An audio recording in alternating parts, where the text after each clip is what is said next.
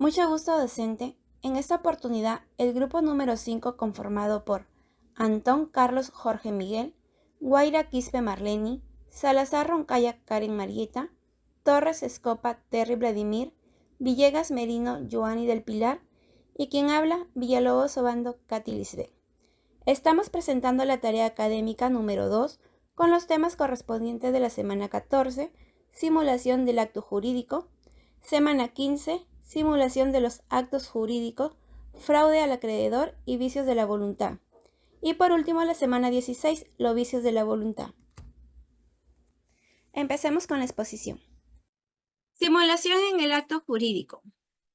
Ocurre cuando las partes aparentan celebrar un contrato o acto jurídico, pero en realidad no tienen la intención de que surta efectos o tienen una intención distinta a la manifestada.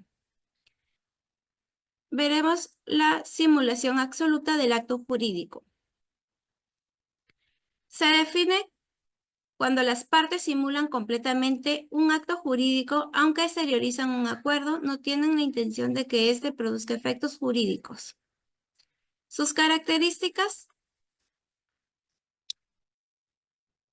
no existe crear, modificar o extinguir una relación jurídica. Las partes conocen que es un acto inexistente.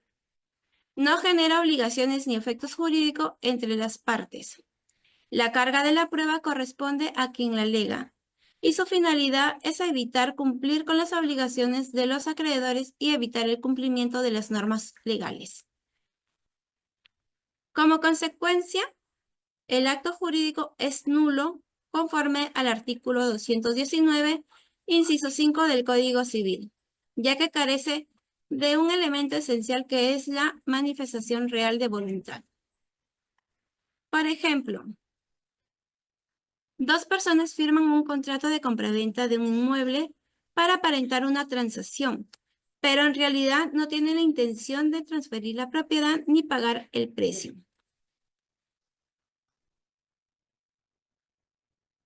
Simulación relativa del acto jurídico. Existe el acto jurídico real, pero las partes ocultan su verdadero contenido bajo la apariencia de otro acto jurídico. ¿Cuáles son las características de la simulación relativa? En la simulación relativa hay dos regulaciones de intereses, una simulada y otra disimulada, que es la que realmente quieren las partes. La simulada carecen de efectos jurídicos reales. El acto aparente no refleja la verdadera intención de las partes y el acto oculto puede ser lícito o ilícito. Como consecuencias, si el acto oculto es lícito, cumple con los requisitos legales y puede ser válido. Y si el acto oculto es ilícito, por ejemplo, para evadir impuestos o perjudicar a terceros, será considerado nulo.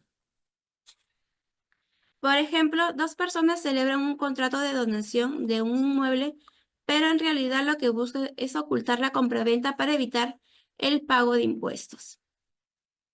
Le doy paso a mi siguiente compañera. Continuando con la exposición, tenemos los tipos de simulación. Simulación absoluta. En la simulación absoluta, las partes aparentan celebrar un acto jurídico que en realidad no existe.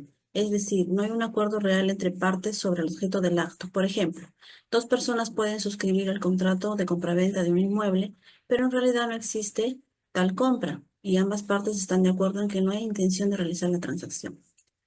Tenemos unas consecuencias, las consecuencias legales. Nulidad absoluta. El acto simulado es considerado nulo, ya que no tiene efectos jurídicos. Cualquier intento de hacer valer dicho contrato ante un juez sería desestimado. En la simulación relativa se da cuando las partes llevan a cabo un acto jurídico que, aunque aparente ser real, es solo una fachada para encubrir todo acto que es el de verdaderamente se quiere realizar. En este caso hay un contrato que es válido en apariencia, pero su finalidad o sus efectos son diferentes a los que se presentan. Por ejemplo, dos partes pueden celebrar un contrato de arrendamiento en que el precio de alquiler es mucho más bajo que del valor del mercado, con la verdadera intención de que en realidad se realiza una donación o una transmisión de propiedad. pero bajo la apariencia de un alquiler. La eficacia del acto real en este caso no afecta a la eficacia, ya que las partes pretendían realizar el contrato. Puede ser invocado y ejecutado por las partes interesadas. Pero puede existir una oponibilidad a terceros. Si el acto simulado afecta a los derechos de terceros, estos pueden impugnar el acto simulado, pero solo si pueden demostrar que estaban en un estado que les perjudicó. En la simulación oculta es aquella en la que el acto jurídico es realizado, pero en su contenido real no se manifiesta a través de un acto formal, es decir, hay un acuerdo verdadero que no se expresa como tal en un acto jurídico que se presenta a la luz pública. Es en el caso de una persona que puede vender un bien a otra con un precio muy inferior al del mercado y el contrato formal de venta sobreestima el precio, ocultando así la verdadera intención de realizar la venta a un costo más bajo, a cambio de algún favor o posición especial. Puede haber una consecuencia legal que sería la inexistencia de la simulación ante terceros. A menudo el acto simulado puede ser ignorado frente a terceros y la simulación oculta no tendrá efectos frente a ellos.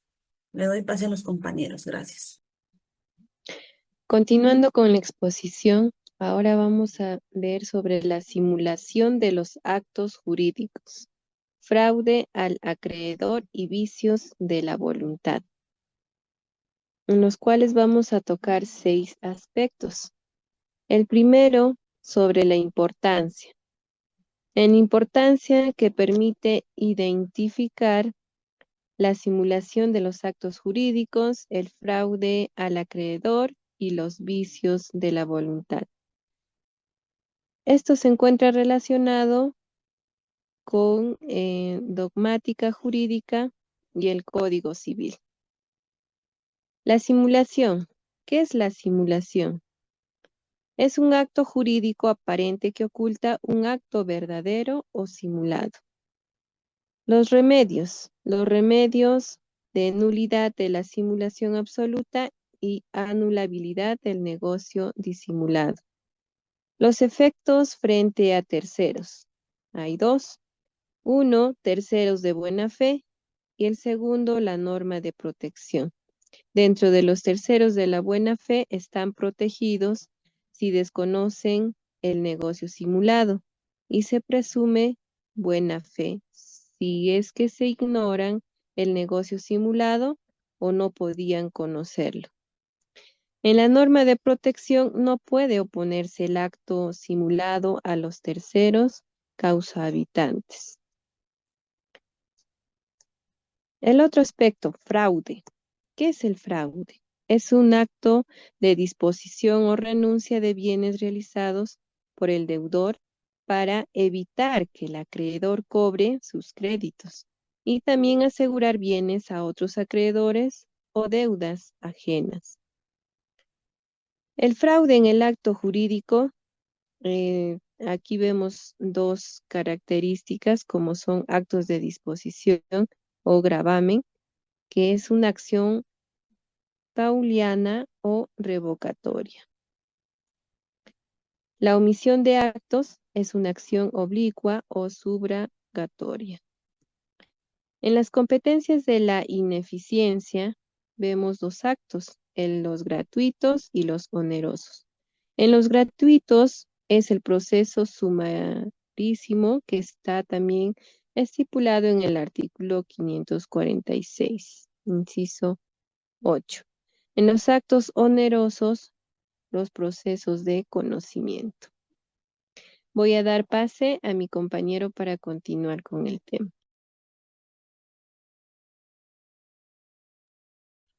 Continuando con la exposición, vamos a hablar el punto 4, que es la acción pauliana, donde nos menciona que esta acción pauliana va a ser un instrumento que va a permitir al acreedor declarar ineficaces los actos fraudulentos del deudor. Este tiene por objetivo restablecer el patrimonio del deudor para poder cumplir con los derechos del acreedor.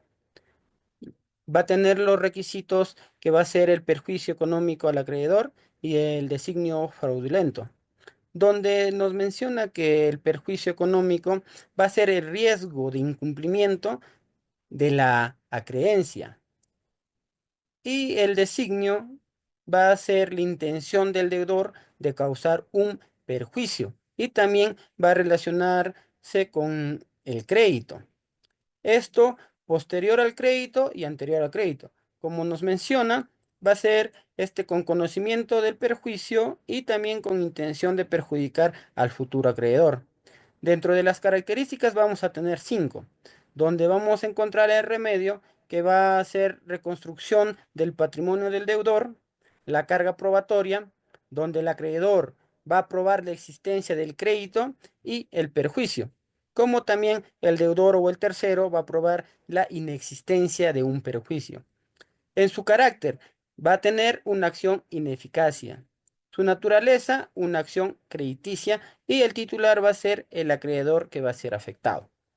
Dentro de los actos de disminución del patrimonio vamos a tener 3 puntos, que es la renuncia de los derechos, donde esta va a ser la renuncia a una herencia o a legados, y la disposición de derechos, donde va a ser la venta, donación o condonación de una deuda. Y para poder grabar va a ser las garantías reales.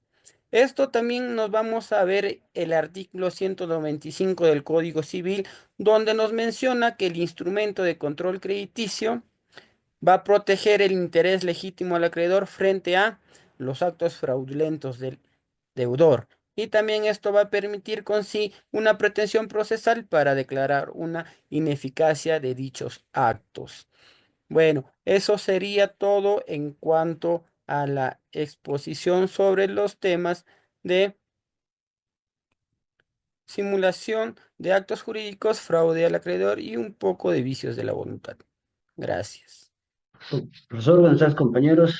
Prosiguiendo con la exposición, hablaremos sobre los vicios de la voluntad en el acto jurídico. Introducción. Introducción al acto jurídico y vicios de la voluntad. Importancia del acto jurídico. El acto jurídico es fundamental para entender el derecho civil. Conocer los vicios de voluntad, como el error y el dolo, es esencial para regulación de relaciones jurídicas. La voluntad jurídica debe estar formada de manera sana para que el acto sea válido. Requisitos de la voluntad jurídica. La voluntad jurídica requiere de requisitos internos, discernimiento, intención y libertad. También se necesita un requisito externo, la declaración o manifestación de voluntad.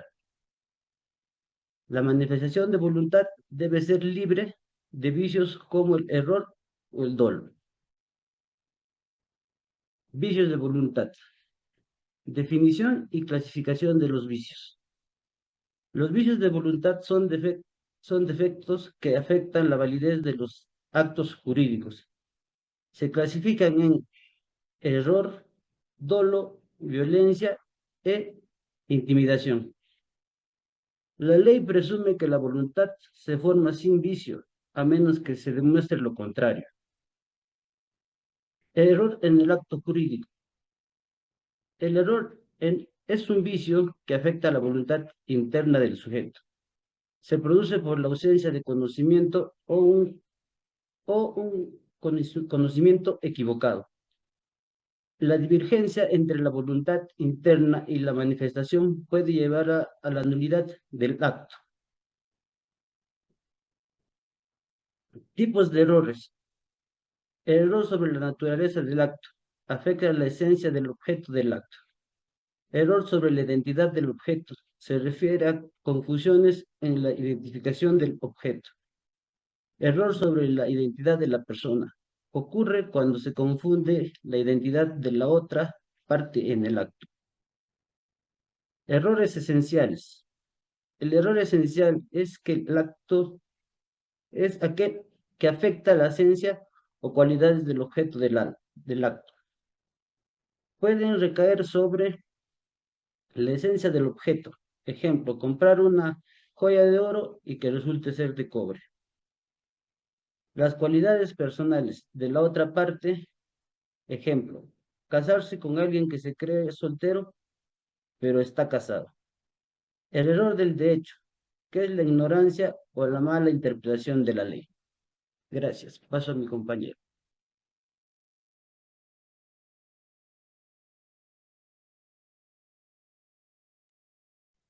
Bueno, continuando con la exposición, bueno, voy a explicar un poquito más de la regulación normativa de los vicios de la voluntad, cómo es ser regulado. Se dice que la regulación normativa de los vicios es de real importancia en lo que es el Código Civil, ya que regula el error en varios artículos, estableciendo sus efectos en la validez de los actos. Asimismo, el error de cálculo se da mucho en lo que es un acto jurídico. Eso se corrige sin invalidar el negocio jurídico. Otro punto importantísimo es que el error en el motivo no afecta lo que es la vigencia del negocio si no fuese determinante. El Código Civil define que el dolo y establece su impacto en la anulabilidad de los actos jurídicos, considerando que el dolo es causante y puede llevar a la anulación del negocio. El dolo incidente puede dar lo que es lugar a la obligación de reparar daños, aunque el negocio no sea inválido. Hemos mencionado mucho lo que es el dolo. Dando un poco de contexto a lo que es el dolo, se quiere decir que es la intención de causar un daño a otra persona mediante un engaño o manipulación. Esta, con astucia o engaño, influye en lo que es la voluntad de la otra parte. Asimismo, tiene una intención maliciosa de inducir al error, dando así relaciones de causalidad que entre el dolo y el acto jurídico realizado dé por anulación al acto jurídico. El dolo tiene diferentes clases. Una de ellas es el dolo causante, que induce que a la otra persona o partes a celebrar el negocio jurídico cometa un error.